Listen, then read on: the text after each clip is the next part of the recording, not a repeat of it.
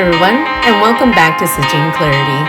I'm your host, Sajine, and if you're new here, this is a space where we explore healing, self-awareness, personal growth, faith, and finding clarity after difficult experiences.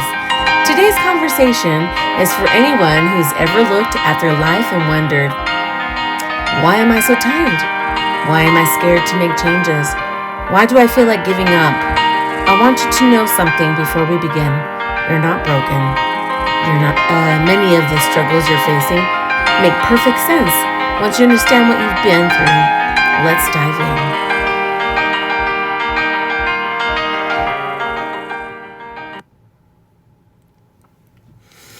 Before we dive in, a quick disclaimer. This podcast is for informational and inspirational purposes only. I'm not a licensed therapist, counselor, or medical professional, and the content shared here is based on personal experiences and insights. If you're facing significant challenges, please seek the support of a qualified professional. Remember, your journey is unique, and you deserve the care and guidance that is right for you. Welcome. I'm excited for today's podcast. Title this podcast today is The Hidden Reason You Feel Stuck, How Fear, Conditioning, and Toxic Environments Steal Your Power. Have you ever wondered why you feel exhausted, unmotivated, scared, or like you're simply stopped believing in yourself? What if the problem isn't that you're lazy, weak, or broken?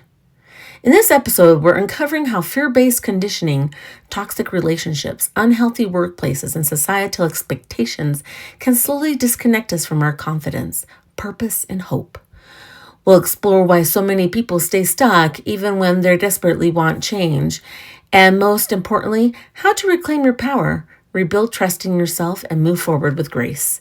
If you've ever felt trapped in a job, relationship, or life situation that no longer serves you, this episode is for you. All right, let's explore the first topic here. The lie that you're lazy. Most people aren't lazy. They're emotionally exhausted. For example, a woman stays at the same company for 20 years, despite being underpaid. Someone asks her, "Why don't you apply elsewhere?" She responds, "I'm too tired." People hear laziness. What I hear is defeat. Years of being overlooked can train someone to stop believing effort matters. To me, when I heard her say that, it broke my heart. Because she was one of the best reps I ever heard. She knew her stuff, she was strong, and she would move forward. And it was sad for me to see how she'd given up on herself. She said, "You know what? I'm too old for this. I'm too tired. If I have to do this all over again, I'm going to have to start at the bottom." It's sad. I don't think that's okay. When repeated effort doesn't create positive outcomes, people develop what psychologists call learned helplessness. I learned about this week, and it actually opened my eyes. And I thought, oh my goodness, a lot of us are going through this. Eventually, the brain says, why bother trying? Have you heard yourself say that? That's protection, not laziness. So ask yourself, what dreams did I stop pursuing because I believed they weren't possible? I did a deep dive this week. And when I found out that after so much mental conditioning of being told you're never enough, that you have to keep striving, push harder every time, you work tons more, and maybe you'll get some lip service, oh, thank you, but in reality, it's painful. And when I woke up and I said, oh my goodness, I've been conditioned to believe that I'm not smart enough. I took the company's toxicity, and I believed that because of who they were, that's who I was too.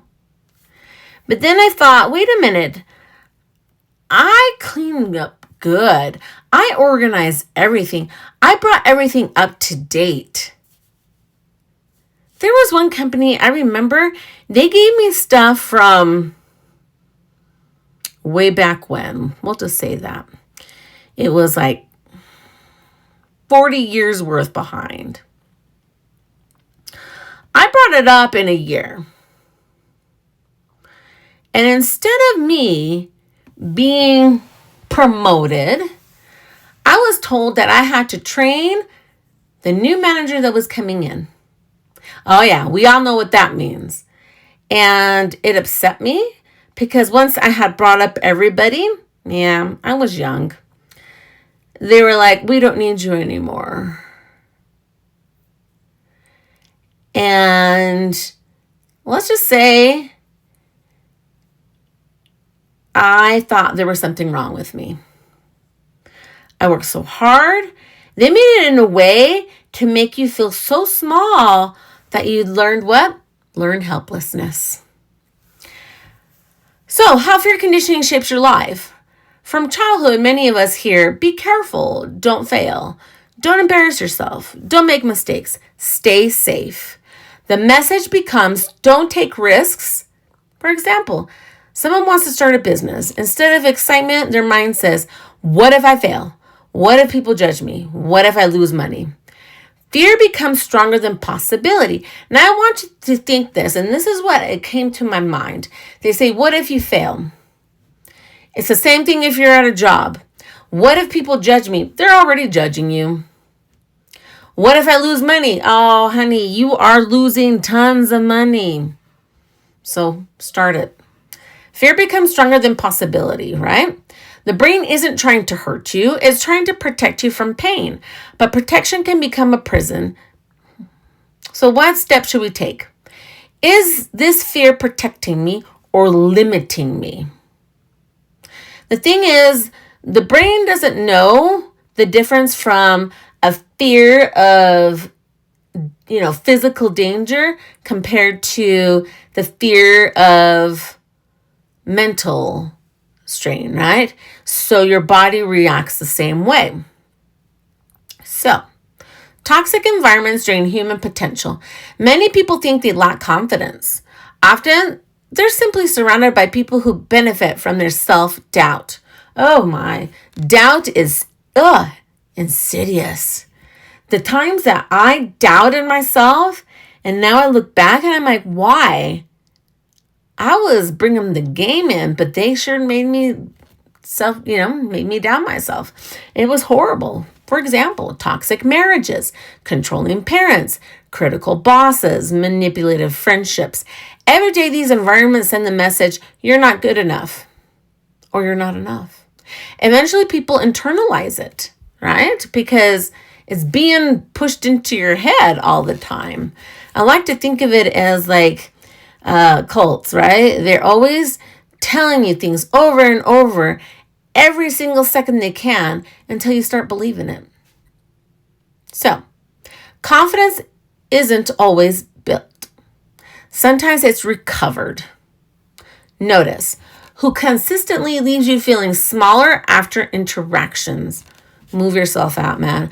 I said, nope, not anymore. I'm not letting people make me feel small just because they feel like they're small.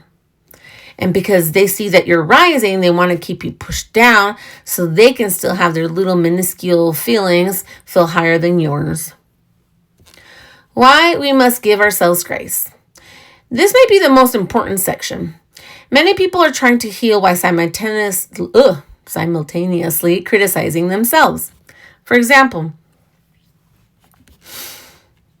a person survives years of trauma and then says, I should be over this by now. And sometimes maybe you haven't. How many people tell you you should be over this by now? No.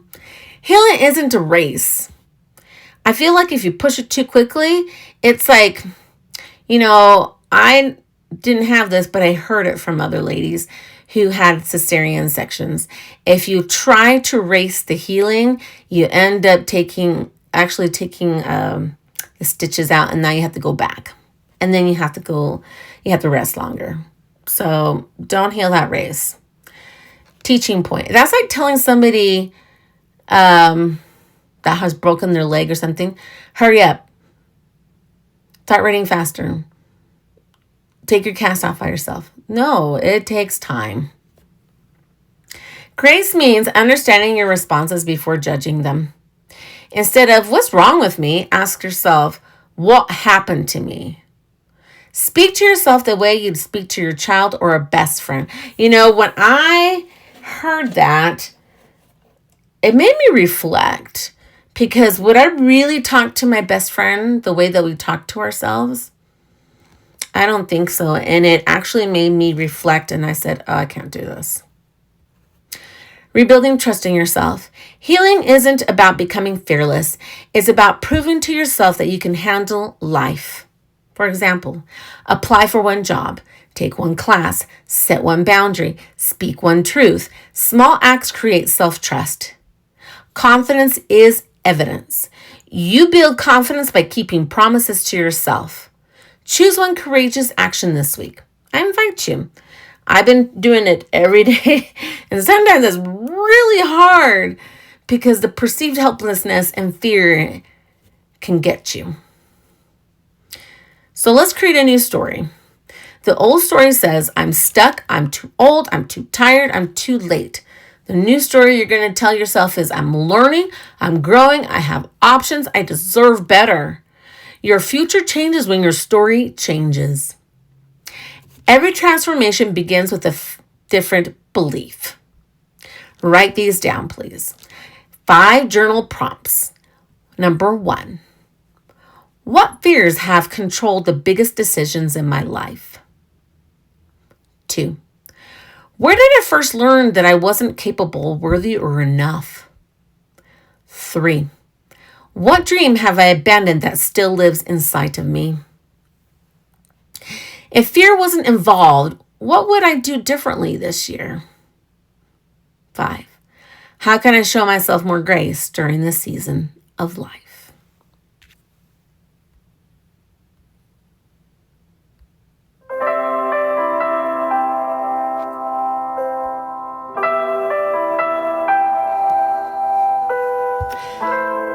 And my favorite are a little guided meditation.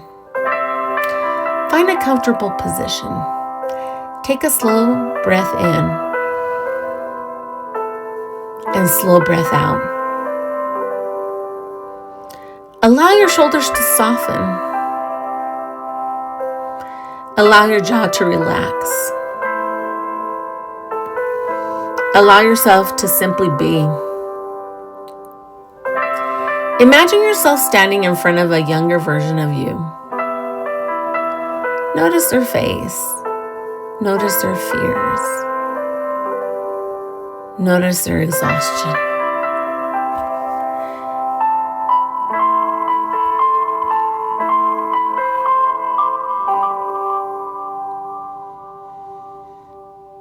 They've been carrying so much for so long. Walk toward them. Take their hands. Tell them.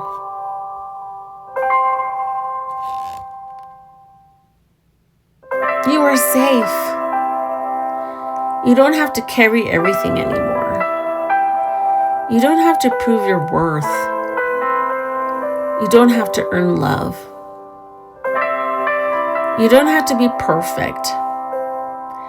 Allow those words to sink in. Imagine every fear you've been carrying as a heavy backpack. One by one removes the stones. The stone of self-doubt. The stone of shame.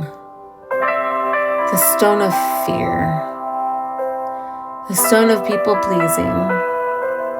The stone of perfectionism. Watch yourself become lighter. Freer.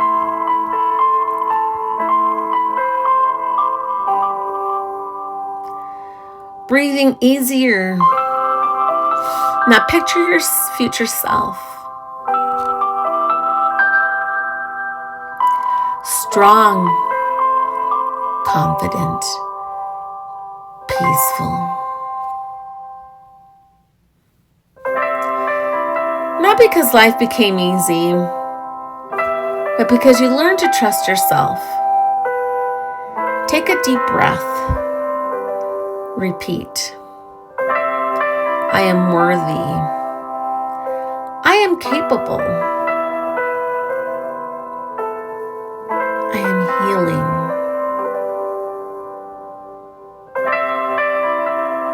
I'm growing. I'm free to create a new future. Sit with that truth. When you're ready, slowly return to the room.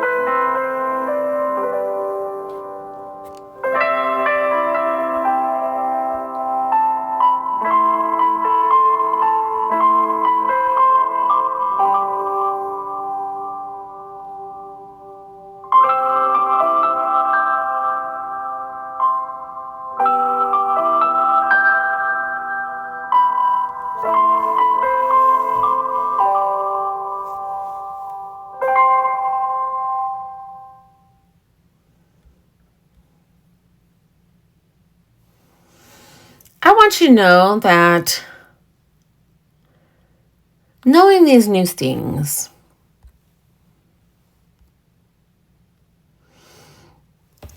that the fear that was imposed on you,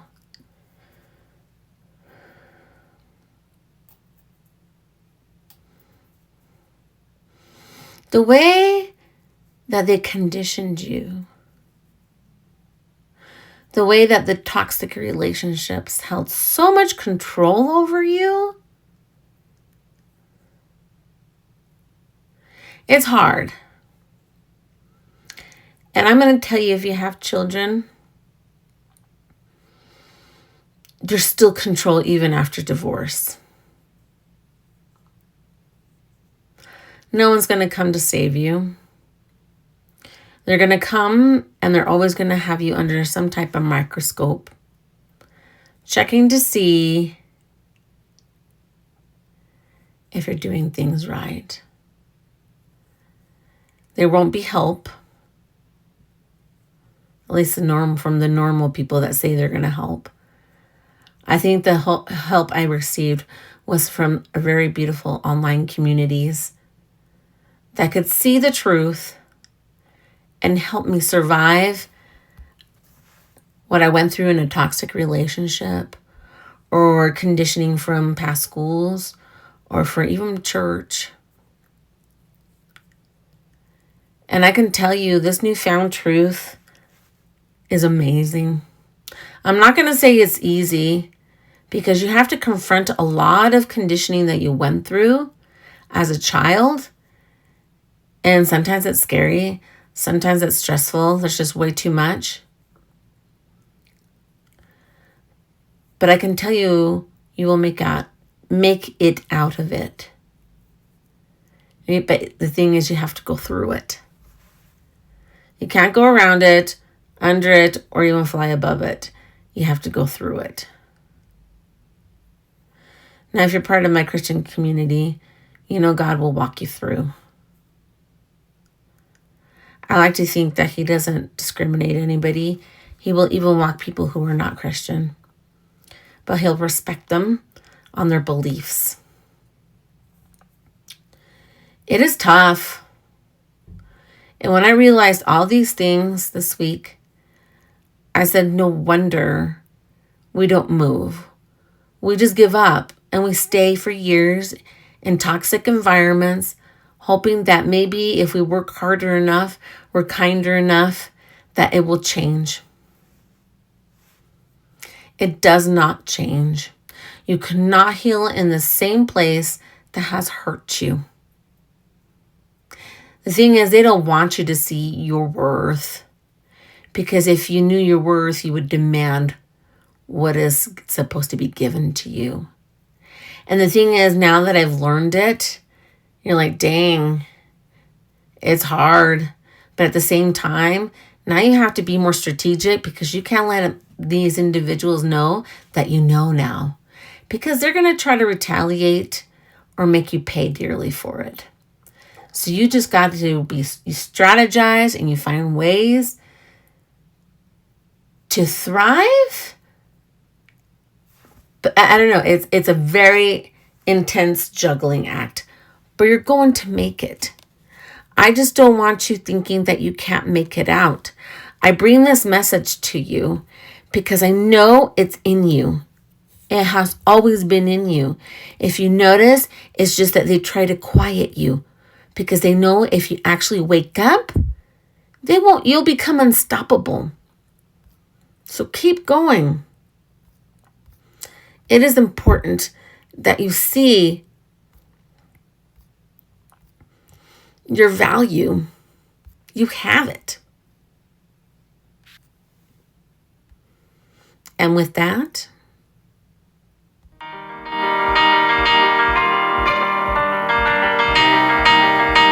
if today's episode resonated with you, I want you to remember this. You were never meant to spend your life imprisoned by fear. You were never meant to shrink yourself to make others comfortable. And you were never meant to believe that your best days are behind you. The fact that you're here, listening and learning and growing tells me something powerful.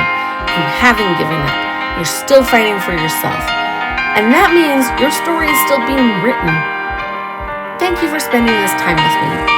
Until next time, keep seeking clarity, keep trusting yourself, and remember, your healing is not proof that you were broken. It's proof that you are becoming who you were always meant to be.